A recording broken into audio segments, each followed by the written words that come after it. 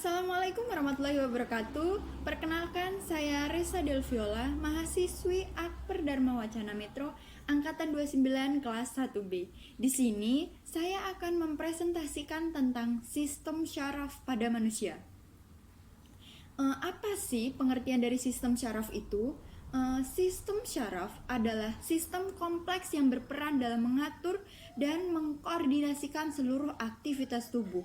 Semua ini memungkinkan kita untuk melakukan berbagai kegiatan seperti berjalan, berbicara, menelan, bernafas, serta semua aktivitas mental termasuk berpikir, belajar, dan mengingat. Ini juga membantu kita mengontrol bagaimana tubuh bereaksi dalam keadaan darurat. Sistem syaraf pada manusia terdiri dari otak, sumsum tulang belakang, dan organ-organ sensorik seperti mata, telinga, dan organ lainnya. Dan semua saraf yang menghubungkan organ-organ tersebut dengan seluruh tubuh. Sistem ini bekerja dengan mengambil informasi melalui bagian tubuh atau indera tertentu, memperoleh informasi tersebut, serta memicu reaksi seperti membuat otot kita bergerak, merasakan sakit, atau bernafas. Dalam menjalankan kerjanya, sistem syaraf terbagi menjadi dua struktur atau susunan, yaitu sistem syaraf pusat dan sistem syaraf tepi.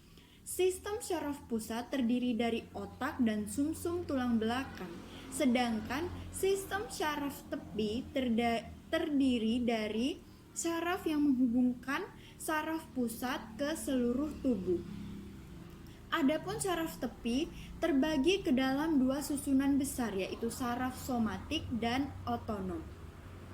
Dan selanjutnya bagian-bagian sistem syaraf. Secara garis besar terdapat 3 bagian pada sistem syaraf pusat manusia. Ketiga bagian tersebut adalah yang pertama otak, kedua sumsum tulang belakang, yang ketiga sel saraf atau juga yang disebut juga dengan neuron. Yang pertama yaitu otak. Otak adalah mesin pengendali utama dari segala fungsi tubuh. Seperti yang disebutkan di atas, organ ini merupakan bagian dari sistem pusat manusia. Jika syaraf pusat merupakan pusat kontrol tubuh, maka otak adalah markas besarnya.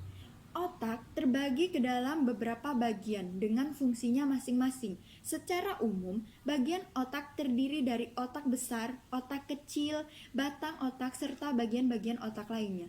Bagian-bagian ini dilindungi oleh tengkorak dan selaput otak dan dikelilingi oleh cairan cerebrospinal untuk menghindari terjadinya cedera otak. Yang kedua yaitu sumsum tulang belakang. Sama dengan otak, sumsum tulang belakang juga merupakan bagian dari susunan saraf pusat. Sumsum tulang belakang langsung terhubung ke otak melalui batang otak dan kemudian mengalir sepanjang ruas tulang belakang.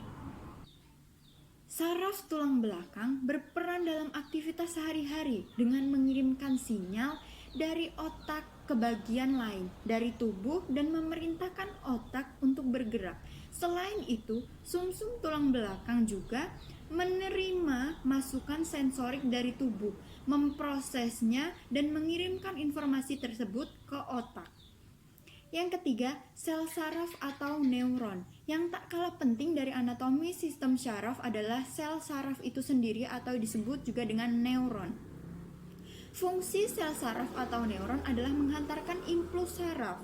Berdasarkan fungsinya, neuron ini terbagi ke dalam 3 jenis, yaitu neuron sensorik yang membawa pesan ke saraf pusat, neuron motorik yang membawa pesan dari saraf pusat, serta interneuron yang menghantarkan pesan di antara neuron sensorik dan motorik di saraf pusat. Setiap neuron atau sel saraf tersebut terdiri dari 3 bagian atau struktur dasar. Yang pertama, badan sel yang memiliki inti. Yang kedua, dendrit yang berbentuk seperti cabang dan berfungsi menerima stimulus dan membawa impuls ke badan sel. Yang ketiga, akson, yaitu bagian dari sel saraf yang membawa impuls keluar dari badan sel. Akson umumnya dikelilingi oleh mielin. yaitu lapisan padat lemak yang melindungi saraf dan membantu pesan untuk keluar. Pada saraf tepi, myelin ini diproduksi oleh sel Schwann. Sel-sel saraf ini dapat ditemukan di seluruh tubuh dan berkomunikasi satu sama lainnya untuk menghasilkan respon dan tindakan fisik. Yang selanjutnya yaitu apa sih fungsi dari sistem syaraf itu? Secara umum, sistem syaraf pada manusia memiliki beberapa fungsi.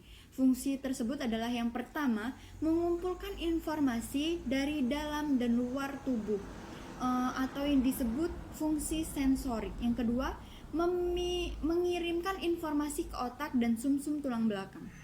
Yang ketiga, memproses informasi di otak dan sumsum tulang belakang atau yang disebut fungsi integrasi. Yang keempat, mengirimkan informasi ke otot, kelenjar, dan organ sehingga dapat merespon dengan tepat atau yang disebut juga dengan fungsi motorik. Sistem syaraf pusat dan sistem syaraf tepi menjalankan fungsi yang berbeda. Saya akan menjelaskan fungsi dari sistem syaraf pusat dan sistem syaraf tepi.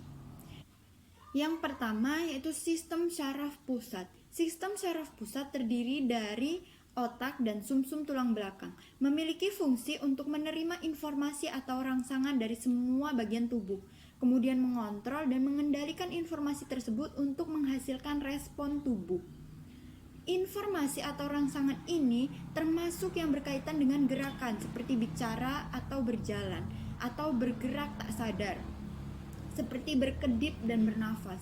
Ini juga termasuk bentuk informasi lainnya seperti pikiran, persepsi, dan emosi manusia. Yang kedua yaitu sistem syaraf tepi. Secara garis besar, fungsi syaraf tepi adalah menghubungkan respon sistem syaraf pusat ke organ tubuh dan bagian lainnya di tubuh kita. Saraf ini meluas dari saraf pusat ke area terluar tubuh sebagai jalur penerima dan pengiriman rangsang ke otak. Masing-masing susunan syaraf tepi yaitu somatik dan otonom memiliki fungsi yang berbeda. Yang pertama yaitu sistem syaraf somatik. Sistem syaraf somatik bekerja dengan mengontrol semua hal yang kita sadari dan secara sadar mempengaruhi respon tubuh seperti menggerakkan lengan, kaki, dan bagian tubuh lainnya. Fungsi saraf ini menyampaikan informasi sensorik dari kulit, organ indera, atau otot ke sistem syaraf pusat. Selain itu, saraf somatik juga membawa respon keluar dari otak untuk menghasilkan respon berupa gerakan. Misalnya, saat menyentuh termos panas, saraf sensorik membawa informasi ke otak bahwa ini adalah sensasi panas. Setelah itu, saraf motorik membawa informasi dari otak ke tangan untuk segera menghindari dengan gerakan melepas atau menarik tangan dari termos panas tersebut. Seluruh proses ini terjadi kurang lebih dalam waktu 1 detik. Yang kedua yaitu sistem syaraf otonom. Sebaliknya, sistem syaraf otonom mengontrol aktivitas yang kita lakukan secara tak sadar atau tanpa perlu memikirnya. Sistem ini terus-menerus aktif untuk mengatur berbagai aktivitas seperti bernafas, detak jantung, dan proses metabolisme tubuh. Ada 2 bagian dari syaraf ini. Yang pertama yaitu sistem simpatik dan yang kedua sistem parasimpatik. Yang pertama, sistem simpatik. Sistem ini mengatur respon perlawanan dari dalam tubuh ketika ada ancaman pada diri kita. Sistem ini juga mempersiapkan tubuh untuk mengeluarkan energi dan menghadapi potensi ancaman di lingkungan. Misalnya, ketika kita sedang cemas atau takut, saraf simpatik akan muncul respon dengan mempercepat detak jantung, meningkatkan laju pernafasan, meningkatkan aliran darah ke otot, mengaktifkan kelenjar produksi keringat, dan melebarkan pupil mata. Ini dapat membuat tubuh merespon dengan cepat dalam situasi gawat darurat. Yang kedua yaitu sistem parasimpatik. Sistem ini gunanya menjaga fungsi tubuh normal setelah ada sesuatu yang mengancam diri. Setelah ancaman berlalu, sistem memperlambat detak jantung dan memperlambat pernafasan, mengurangi aliran darah ke otot, dan menyempitkan pupil mata. Ini memungkinkan kita untuk mengembalikan tubuh ke kondisi rileks yang normal.